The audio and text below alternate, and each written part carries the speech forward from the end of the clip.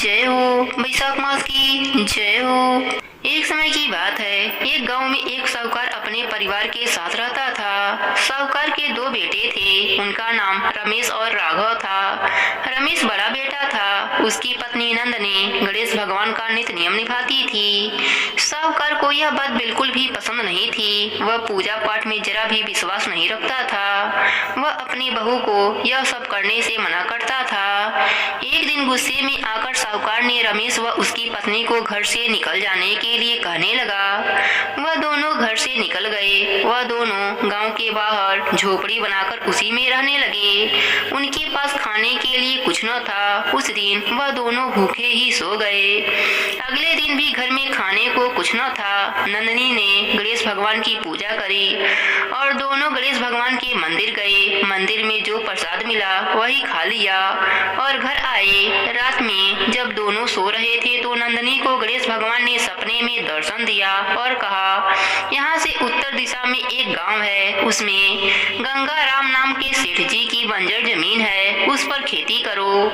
इतना कहकर गणेश भगवान अंतर ध्यान हो गए। सुबह नंदनी ने रमेश को यह बात बताई, पर उन्हें समझ में नहीं आ रहा था कि बंजर जमीन पर खेती कैसे होगी। सुबह दोनों गणेश भगवान का आदेश मानकर सेठ जी के घर पहुंच गए। रमेश ने उससे बात करी और कहा, सेठ जी, आप वह बंजर जमीन मुझे खेती करने के लिए दे दीजिए। मेरे पास देने को कुछ भी नहीं है, परंतु जो भी फसल होगी उसका आधा हिस्सा मैं आपको दे दूंगा। सेठ जी उसे समझाया, वह जमीन सालों से बंजर पड़ी है, उसमें कुछ नहीं होगा। पर रमेश के विनती करने पर वह मान गए। रमेश ने उसी दिन से खेत को जोतना शुरू कर दिया। दिन रात मेहनत करने पर भी खेत की मिट्टी उपजाऊ नहीं हो पा रही थी।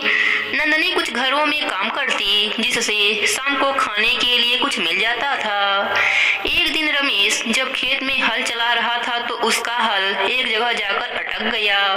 उसने हाथ से खोदा तो एक मटकी निकली, जिसमें सोने के सिक्के भरे हुए थे। रमेश को समझ में आ गया कि क्यों गणेश भगवान ने उसे इस बंजर जमीन में खेती करने के लिए कहा था। वह मटकी लेकर घर आया। शाम को दोनों पति पत्नी मंदिर गए। गणेश भगवान के पैरों में रखकर दोनों रोने लगे। इसके बाद रमेश ने कुछ सिक्के बेचकर कुछ लोगों को अपने साथ काम पर लगा लिया और पूरे खेत को जोतकर बीज बो दिया। कुछ दिन बाद फसल तैयार हो गई। फसल का आधा हिस्सा सेठ जी को दे दिया। तब सेठ जी ने कहा, तुम इस खेत को खरीद लो, तुमने बहुत मेहनत करी है।